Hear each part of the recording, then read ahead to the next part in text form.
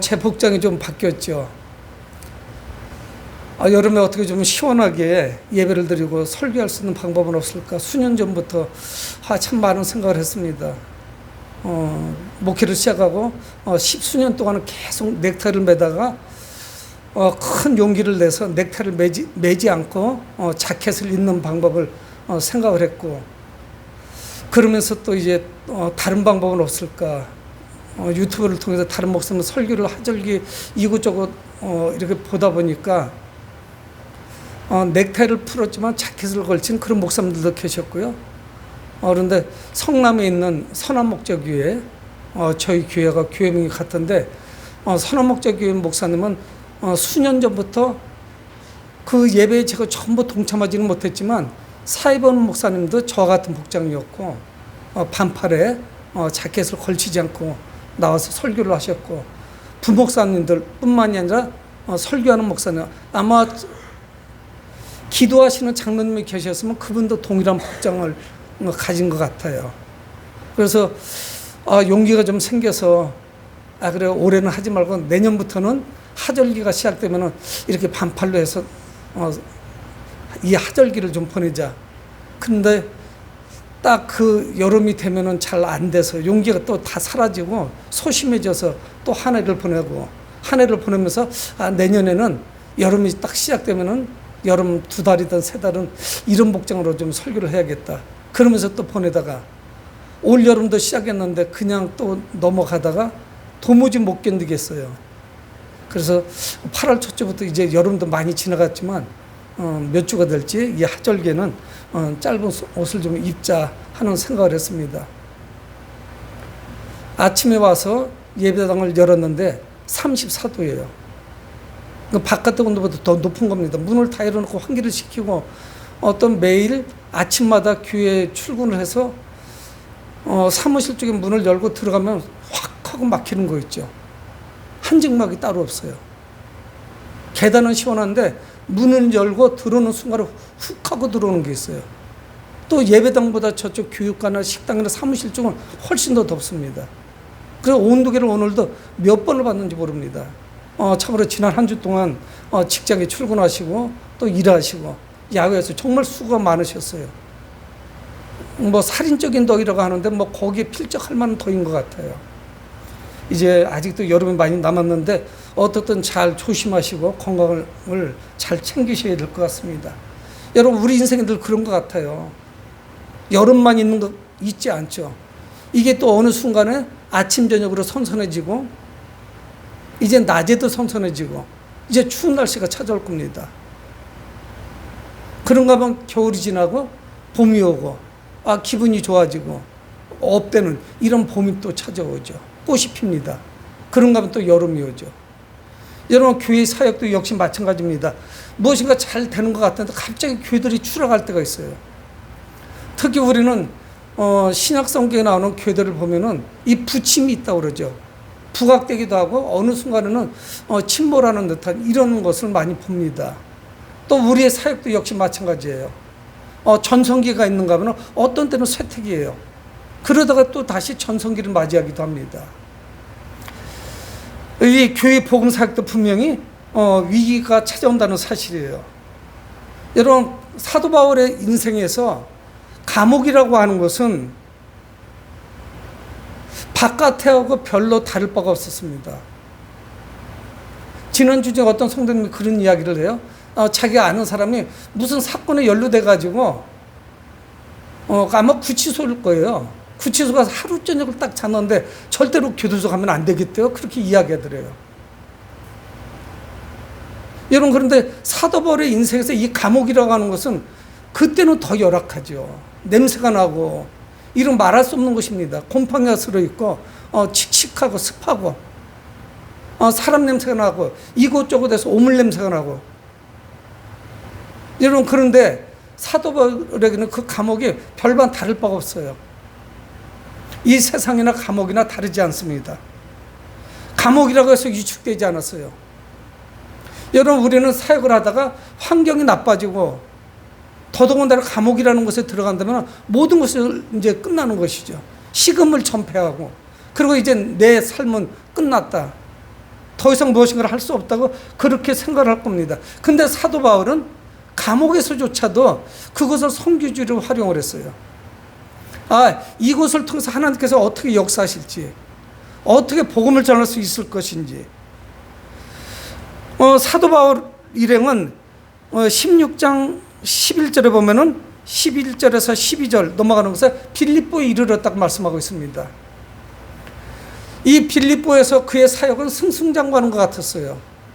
빌립보에 들어와서 사도 바울과 그 일행들은 복음을 전했는데 아주 부유하고 믿음이 좋은 하나님을 알고 있는, 그리고 여성 신자인 첫 성도를 이 빌립보에서 이제는 얻게 됩니다.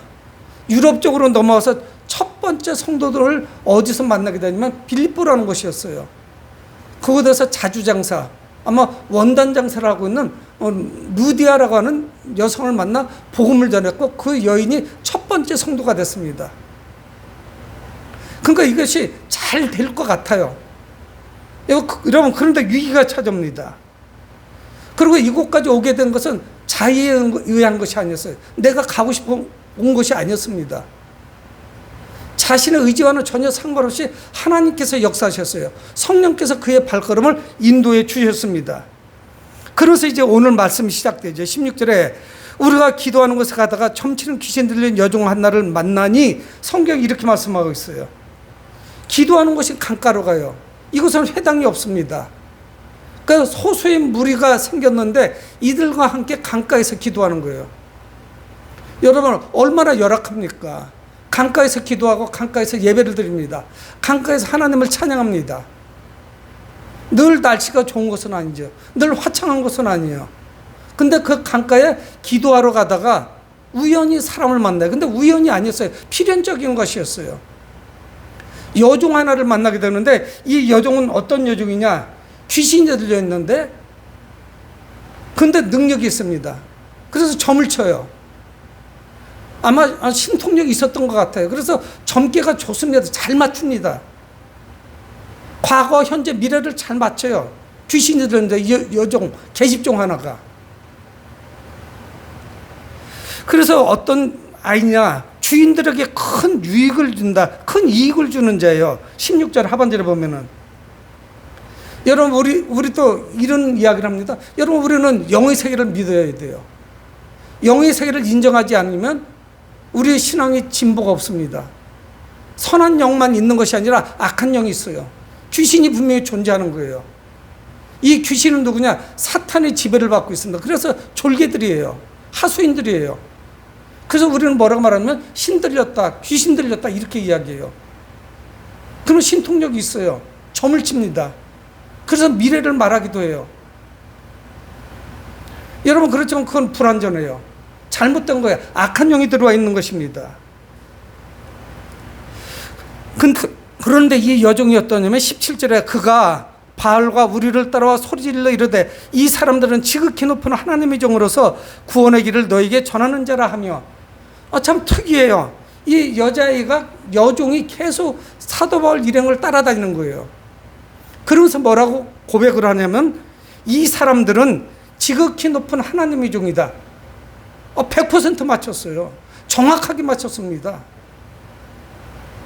여러분, 그렇지만 이것은 선한 영이 아니에요. 하나님의 영, 성령의 이 아이가 들어있는 것이 아닙니다. 성령의 지배를 받는 것이 아니에요. 악한 영의 지배를 받고 있는 거예요. 그래서 우리는 목회자들도 굉장히 조심스러운데 이것이 정신질환인지 귀신이 들린 것인지 잘 분별할 줄 알아야 돼요. 근데 하는 행동은 유사합니다. 정신질환이면 약을 먹어야 돼요. 근데 그것이 아니고 조현병이라고 그러죠.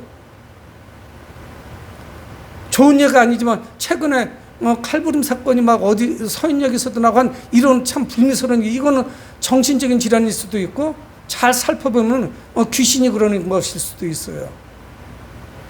그래서 우리는 신들렸다 그러죠. 귀신의 능력이 나타났습니다. 지극히 높으신 하나님의 종이다 고백을 해요. 근데 온전한 고백이 아니에요. 그러면서 또 뭐라고 말하냐면 구원의 길을 너에게 전한 자라. 100% 사도 바울 일행의 그 정체성을 고백했습니다.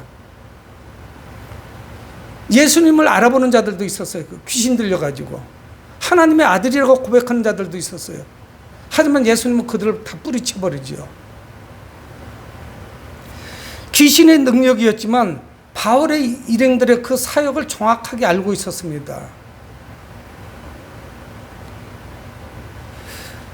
그래서 성경은 뭐라고 말씀하냐면 18절에 이같이 여러 날을 하는지라 바울이 심히 괴로워하여 여러 날을 계속 쫓아다니면서 사도 바울을 따라다니면서 고백도 하기도 하고 참 하는데 이게 사역에 엄청난 방해를 주고 있는 거예요. 여러분, 사람들은 귀신 들린 아이가 합세해가지고 따라다니니까 들을 때 이것이 하나님이 들은 것이 아니라 귀신이 작동하고 있는 것인데 이걸 구분을 못합니다. 분별을 못하는 거예요. 그래서 사도 바울이 심히 괴로웠다, 성경은 이렇게 말씀하고 있어요. 아주 강력한 귀신이 여자에게 들어갔는데 주인에게 이익을 주고 점을 쳐서 돈을 벌어주고, 그리고 사도 바울 일행을 따라다니는데 이게 심히 괴로웠다, 성경이 이렇게 말씀하고 있습니다. 그래서 사도 바울은 이 귀신을 쫓아내야겠다고 생각을 하죠. 저하고 18절을 다시 한번 처음부터 읽어보겠습니다. 시작.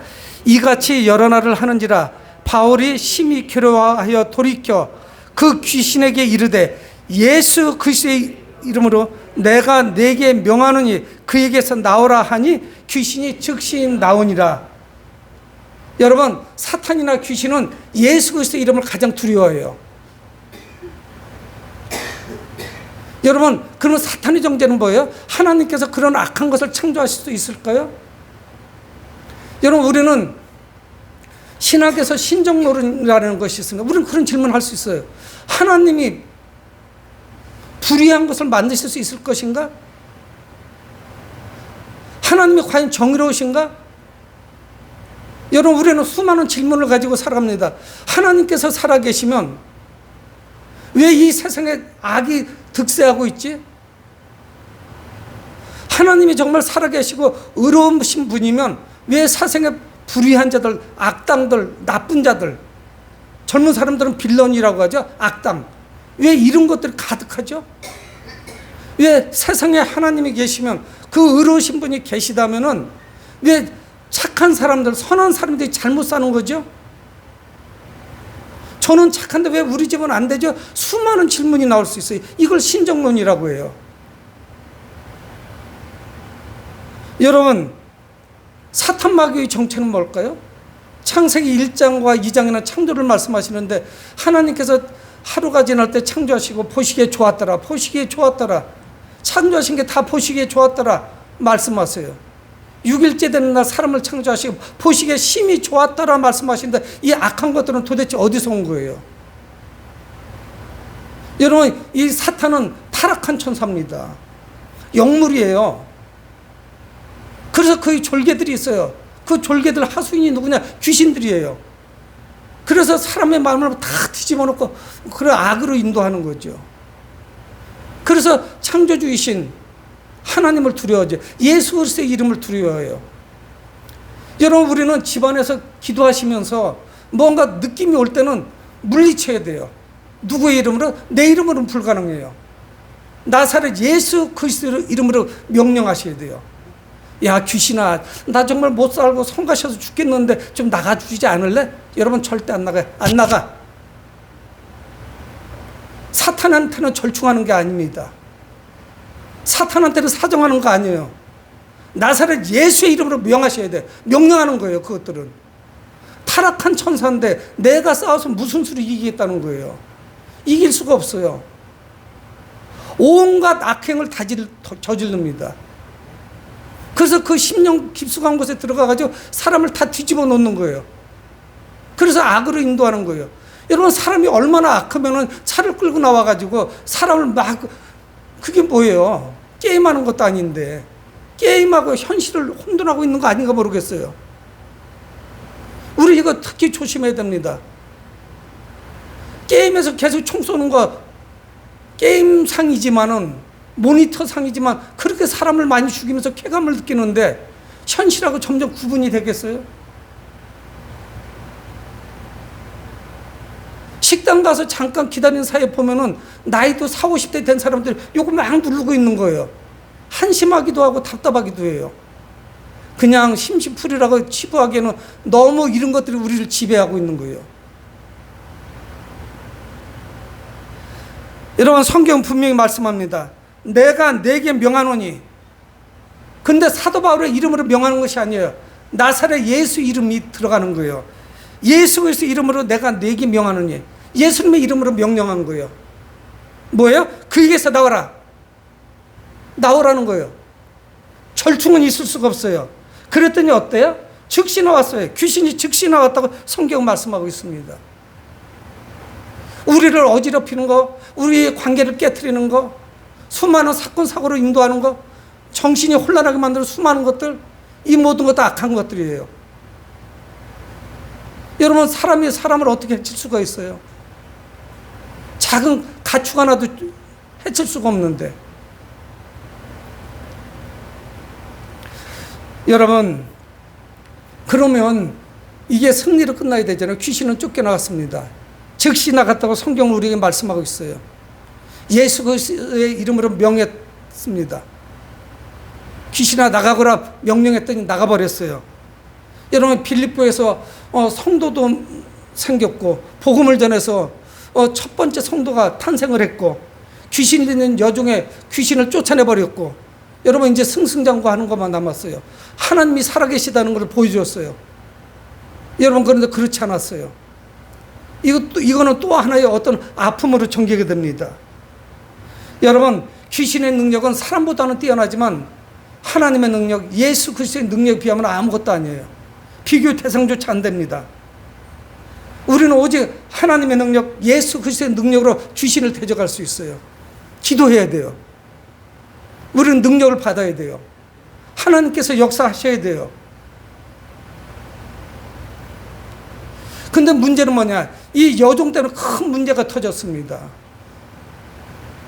귀신을 쫓아내는 것까지는 좋았는데 이게 부작용이 될 줄 몰랐어요. 여종에게서 귀신이 쫓겨나가자 그 여종이 아주 얌전한 처자가 되고 말았어요. 소녀가 되고 말았어요. 점치는 능력이 사라졌습니다. 그래서 성경은 뭐라고 말씀하냐면 그 주인들에게 돈 버는 소망이 사라져버린 거예요. 이 수입이 짭짤했는데 돈이 안 벌리는 거예요. 이제는 이 여자애가 길에 나가서 도로에서 또는 집에서 점치러 오는 사람들에게 미래를 이야기하고 과거를 이야기하고 그렇게 쪽집게처럼 맞춰가지고 수입이 있었는데 이제는 어떤 줄 아세요? 수입이 다 떨어진 거예요. 소망이 다 사라져버렸어요. 그 주인들은 누구냐? 영혼에게는 관심이 없습니다. 돈벌이에만 혈안이 되어 있죠. 그래서 19절에 여종의 주인들은 자기 수익의 소망이 끊어진 것을 보고 바울과 실라를 붙잡아 장터로 관리들에게 끌어갔어요. 여러분, 이거 정말 좋은 일 하지 않았어요? 선한 일을 했습니다. 착한 일을 했어요.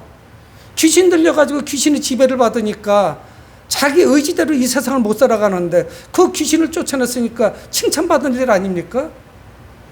근데 오히려 고발당했어요. 바울과 실라가 잡혀갔습니다. 그 죄목이 뭐냐? 거짓말로 일관하죠. 20절에 상관들 앞에 데리고 가서 말하되 이 사람들이 유대인인데 우리 성을 심히 요란하게 합니다. 성을 요란하게 한 적 한 번도 없어요. 오히려 귀신을 쫓아내서 그 고마울 일이죠. 또 20절에는 뭐냐면 우리가 전하지도 못할 풍속을 전하다, 이상한 거를 전해가지고 우리 지역을 빌립보를 시끄럽게 한다는 거예요. 그러자 어떻게 됩니까? 22절에 무리가 일찍 일어나 고발하니 상관들이 옷을 찢어벗기고 매로 치라 하여, 그 사람들이 그 귀신 들린 여종의 주인들이 고발하니까 효과가 있었어요. 그래서 뭐예요? 죄목도 제대로 확인도 하지도 않고 재판을 받지도 않고 그저 매우 치라예요. 뭐가 잘못한 게 있어야 되죠. 이게 고발한 것이 효과가 있었습니다. 여러분, 우리는 오늘 성경을 통해 무엇을 보느냐면 우리가 복음을 전하는데 누구나 쌍수를 들어서 두 손을 들고 환영해 주지 않습니다. 수많은 고난이 있고 환난이 있고 핍박이 있어요. 여러분, 매 맞으면서 복음을 전해보셨어요? 여러분, 매를 맞으면서 귀신을 쫓아내 보셨습니까? 착한 일, 선한 일을 해보셨어요? 우리는 가급적 문제 생길 만한 건 피하죠. 좋은 게 좋은 거라고 괜히 불상사 만들지만, 괜히 우리가 저기에 끼어들 이유가 없어. 저는 길 가다가 집사람한테 많이 혼납니다. 첫째가 뭐냐? 당신 자꾸 나서지 마, 길에서. 당신 그래도 봉변 나갈 때가, 아니, 그런데 내가 어른이 되고 목사가 됐는데 왜 잘못된 걸 말을 안 하고 우리가 피해가면은 누가 뭐라고 하겠어, 그거를. 그러면 이게 되겠어요? 횡단보도에서 담배 이렇게 빨고 있는데, 저기 그렇게 맛이 있나 싶기도 한데, 여기선 피면 안 되잖아, 사람들이 있으니까. 여러분, 이런 일이 비일비재하잖아요. 이게 잘못 나선 건가요? 당연히 그 소녀, 여종을 미래를 생각하고 귀신을 쫓아나는 게 당연하죠. 여러분, 그런데 판결문이 뭐예요? 매우 치라요. 치고 감옥에 가두라는 것이에요. 옷이 벗겨지고 매를 맞습니다. 23절에 많이 친 후에 옥에 가두고 간수에게 명하여 든든히 지키라. 도망도 못 치게 만드는 거예요. 옷이 벗겨지고 얼마나 수치스러워요. 그럴 만큼 잘못했냐고요. 근데 이 재판자를 쳐서 완전히 엉터리예요. 왜? 유대인이 있기 때문에 당하는 거예요. 이방인이 와가지고 여기를 다 어지럽힌다 이야기하는 거예요. 많이 친 후에 가두고 간수가 든든히 지킵니다. 그것뿐이 아니에요. 24절에 그가 이런 명령을 받아 그들을 깊은 옥에 가두고 그 발을 착고에 든든히 채웠더니, 착고는 뭡니까? 수갑 같은데 수갑보다 크죠. 걷기도 힘들어요. 손발에다 채웁니다. 진리를 끌고 다녀야 돼요. 아마 복숭아뼈 있는 데는 이것이 금속이기 때문에, 철이기 때문에 복숭아뼈 같은 다 허물이 벗겨질 거예요. 까집니다.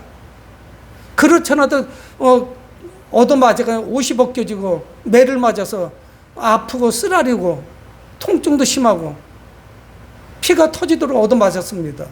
그리고 감옥에 갇힌 거예요. 참 한심하기 짝이 없죠. 하나님께서 가라고 해서 왔고 귀신 들린 여자이기 때문에 고쳐줬는데 이게 뭐예요? 신세한탈 할만 하잖아요. 내 꼴이 이게 뭐냐? 정말 눈물만 나왔을 거라고, 밤중에. 그렇잖아요.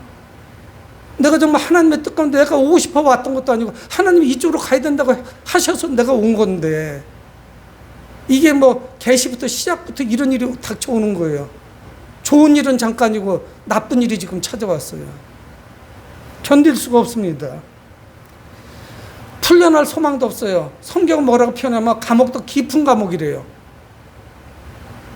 무슨 살인을 범했다든가 흉악범도 아닌데 풀려날 소망도 사라졌어요.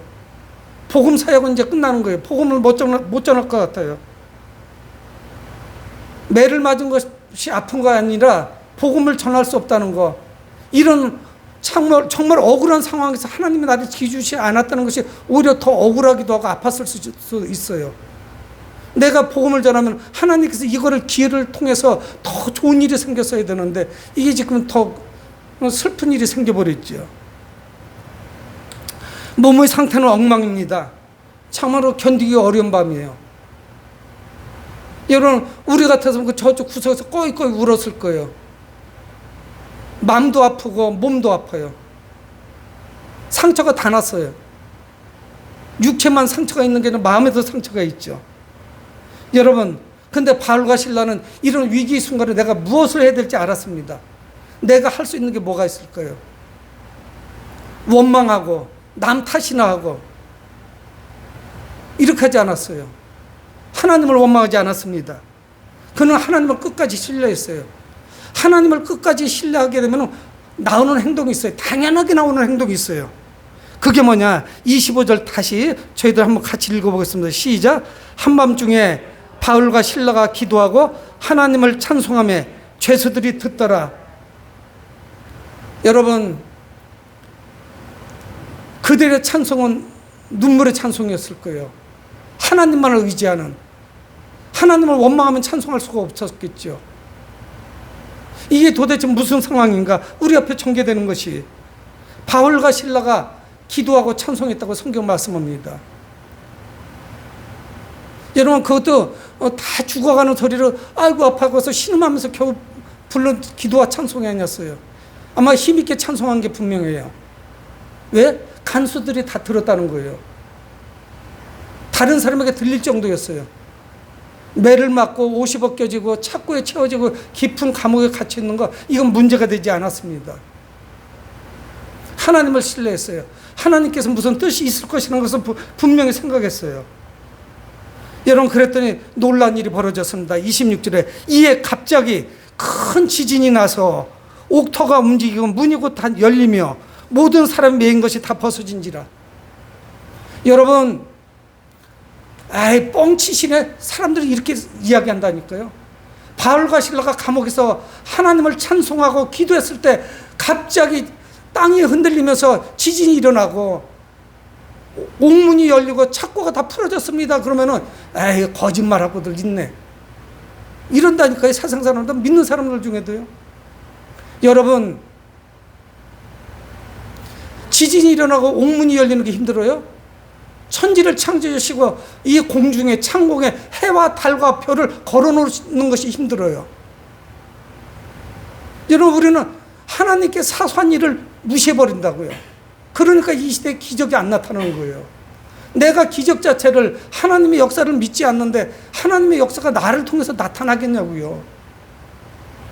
귀신의 존재를 내가 믿지 않으니까 귀신을 쫓아달라고 하나님께 기도하지도 못하고 예수 그리스도의 이름으로 명령도 하지 못하는 우리는 정말 나약하고 힘이 없는 존재라고요. 남이 뭐라고 하면 상처만 받아가지고 에이 무슨 전도 한 명 하기 이렇게 힘들어 때려쳐야겠다고 이런 얘기가 그냥 쉽게 나오는 거라고요. 아, 내가 저 사람부터 내가 꿀릴 게 뭐야, 내가 아쉬운 소리를 내가 저한테 뭐하러 해, 이런 얘기를 하는 거예요. 여러분 이게 뻥이 아니에요. 거짓말이 아닙니다. 이해할 수 없는 초자연적인 현상이 나타났어요. 믿는 분은 기도하고 찬송할 것이고 아직도 믿음이 안 생기는 분은 기도할 문제예요. 하나님 믿음을 주세요. 또 기도할 수 있도록 기도하는 거예요. 기도하면 또 기도를 더 하게 돼요. 이거는 상승 효과가 나타나죠. 여러분 초자연적인 그저 기적이 끝나지 않았어요. 이거는 하나님께서 빌립보 감옥에 있는 바울과 실라를 보셨던 거예요. 여러분 근데 그 이전에 또 뭐냐, 이 감옥으로 가게 하신 분은 하나님이셨어요. 여러분은 의아스럽죠? 하나님께서 이곳으로 보내신 거예요. 여러분 그 옥문은 뭡니까? 세상 권세를 상징해요. 그 사탄의 권세, 귀신의 권세를 상징해요. 그것 때문에 감옥에 갇힌 거예요. 옥문까지 다 열렸어요. 여러분 하나님의 권세 아래 세상의 권세는 무릎 꿇습니다. 저는 대한민국 대통령이, 지도자가 하나님 앞에 무릎 꿇고 기도하는 분이면 좋겠어요. 집무실 옆방에 뭔가 막히고 답답하면 옆에 빨리 쫓아가서 그 방송에 무릎 꿇으면 얼마나 좋아요. 링컨 대통령 같이. 에이브람 링컨이에요. 미국의 초대 대통령보다 거기는 기독교의 그 기반 위에 세워진 그런 나라예요. 대통령이 취임할 때 성경 위에 손을 얹고 선서합니다. 하나님의 말씀에 순종하겠다는 의미 아니겠어요? 여러분 그런데 또 하나 다시 문제가 또 발생이 됩니다. 옥문까지 열렸는데 이 간수가 갑자기 놀란 거예요. 옥문이 열려버렸으니까 놀래버렸어요. 간수가 죄수들이 다 도망간 줄 생각하고 자결하려고 합니다. 아, 나는 이제 끝났구나. 죄인들이 도망가면 어떻게 돼요? 죄인들이 받을 형량을 그대로 간수가 책임져야 돼요. 죄수가 도망갔다는 건 뭐예요? 간수가 소홀히 근무를 섰던가 아니면 풀어준 거예요. 그러니까 벌을 받아야 돼요. 다 도망갔으니 어떻게 해요? 내가 죽게 생겼는데 내가 차라리 자결하는 게 낫죠. 여러분 그런데 성경 뭐라고 말씀하시면 우리가 다 여기 있다. 28절에 말씀해요. 사도 바울이 크게 소리 질러서 몸을 상하게 하지 말아라. 자결하면 안 된다. 우리가 다 여기 있다. 한 명도 도망가지 않았어요. 왜? 사도 바울과 실라는 이것이 하나님께서 빨리 도망가라는 찬스를 보지 않았어요. 야, 좋은 기회가 나타났네. 빨리 튀자. 이 밤중에 어두컴컴하고 지진도 일어났고 옥문도 열렸고 착고도 다 풀어지고 빨리 튀자. 이렇게 생각하지 않았습니다. 우리가 다 여기 있다 도망가지 않았어요. 이거 하나님께서 지금 우리를 인도하고 계시구나. 도망갈 문제가 아니야. 그럼 그렇게 생각을 했어요. 그랬더니 간수가 어떻게 해요? 29절에 무서워 떨면서 그 사도들 앞에 무릎을 꿇었어요. 아마 거기는 여러 의미가 있겠지. 이분들이 분명 특별한 사람이다 하는 생각을 했을 것이고, 이들이 전하는 그 하나님 예수 그리스도가 어떤 능력을 갖고 계신지 확신한 거예요. 귀신 쫓아내는 것 때문에 들어왔다는 것도 익히 알고 있었겠죠. 바울과 실라는 하나님의 사람이고 보통 사람이 아니라는 것을 알았어요. 여러분, 그런데 그는 인생의 가장 심오한 질문을 합니다. 성경에서 가장 위대한 질문을 사도들에게 해요. 누가? 간수가. 이름도 없는 그 간수예요. 여러분, 30절에 같이 한번 읽어봅니다. 시작. 그들을 데려나가 이르되 선생들이여 내가 어떻게 하여야 구원을 받으리까? 한번 따라서 해. 내가 어떻게 하여야 구원을 받으리까? 구원을 받으리까? 선생님, 내가 어떻게 해야 구원을 받겠습니까? 질문한 거예요. 가장 위대한 질문한 거 아니에요? 이 상황에서 다시 옥문 잠그고 다시 집어넣고 해서 이거를 사건을 마무리하려고 그러는 이런 생각이 아니었어요. 내가 어떻게 해야 구원을 받겠습니까? 이거 이상 우리에게 중요한 게 어디 있어요? 구원 못 받으면 아무 소용도 없는 거예요. 바울과 실라를 신뢰했고 저들이 믿는 그 하나님을 신뢰했으니까 이런 답변이 나오지 않았겠어요? 그리고 자신의 초라한 모습, 무기를 들고 있었지만은 아무것도 할 수 없었다는 이 현실, 그들을 어떻게 해칠 수가 있었겠어요? 바울은 참된 주님을 선포합니다. 주 예수를 믿으라.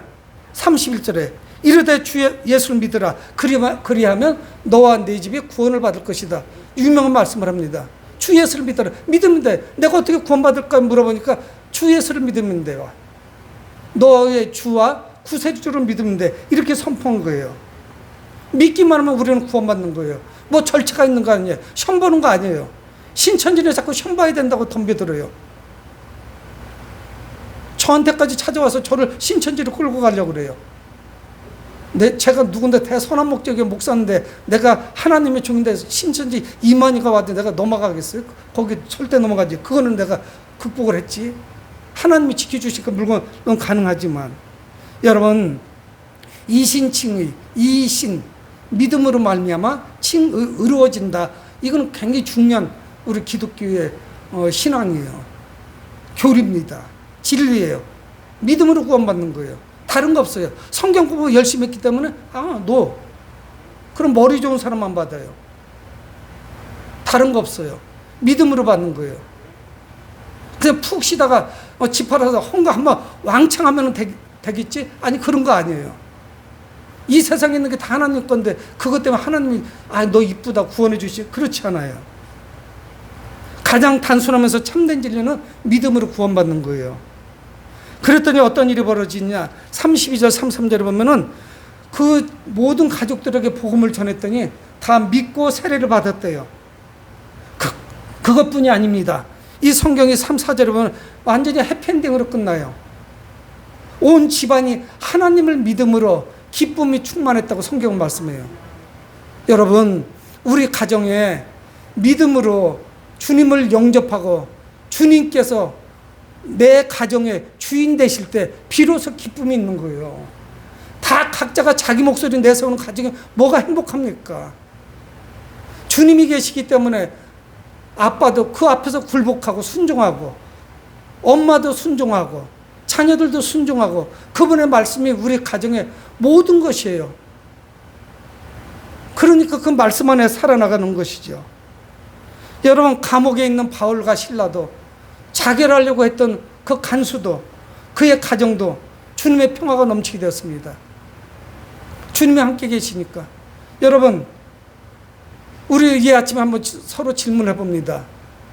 하나님께서 감옥으로 보내시기 분명하죠. 감옥에 안 들어가면 갈 일이 뭐가 있어요? 귀신 들린 여종의 그 귀신을 쫓아내서 억울하게 고발당하지 않아서 감옥에 갈 일이 뭐가 있겠어요? 바울과 실라가. 여러분, 바울과 실라가 감옥에 들어가지 않았으면 이 간수는 누가 복음을 전해서 구원받았겠어요? 그러니까 우리는 너무 가벼우면 안 돼요. 가볍다고 하죠? 바닷물처럼 촐랑촐랑 되면 안 돼요. 현재 이 사건을 통해서 하나님이 어떤 섭리가 있으신지, 어떤 뜻을 가지고 계신지 조금 더 보셔야 돼요. 여러분, 감옥에 가서 맞은 거는 참 억울하고 아픈 것이지만 그거를 통해서 하나님이 역사하셨잖아요. 부자였던 그 루데에게 복음을 전해지기도 했지만 감옥에 있는 간수에게 복음을 전할 수 있는 기회를 하나님께서 열어주신 거예요. 여러분, 그들이 감옥에 가지 않았으면 간사를 만날 수 있는 어떤 환경도 조성되지 않았을 겁니다. 감옥에 갔기 때문에 간수를 만나게 되고 그것 때문에 기적이 나타났고 그 가족들에게 복음을 전할 수 있었어요. 여러분, 환경과 조건을 원망하지 마십시오. 남 탓하지 마세요. 환경이 이렇다, 열악하다, 코로나가 이렇고 저렇고 이야기할 이유가 없습니다. 하나님이 명령하시면 복음을 전할 수 있어요. 그분께서 보내시는 곳으로 가면 그곳이 어느 곳이든, 그것이 강가든 아니면 교도소든 감옥이든 그곳에서 주님의 구원이 이루어집니다. 내가 하는 게 아니에요. 내 열심과 나의 수고를 하나님은 사용하시지만 그게 전부가 아니에요. 하나님이 하시는 거예요. 그의 마음을 열어주는 건 우리가 아니에요.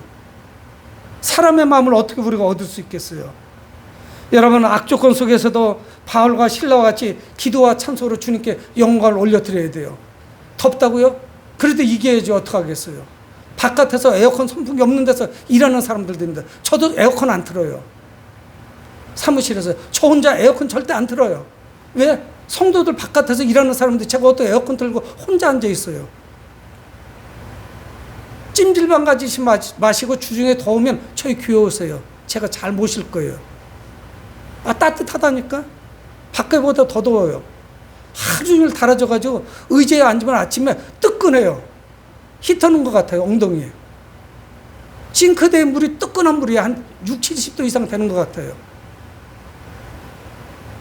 여러분, 우리 소나목교회도 복음에 대한 뜨거운 열정을 품는다면 우리 주님께서 이 세계, 온 세계를 우리의 교구와 선교지로 만들어 주실 것입니다.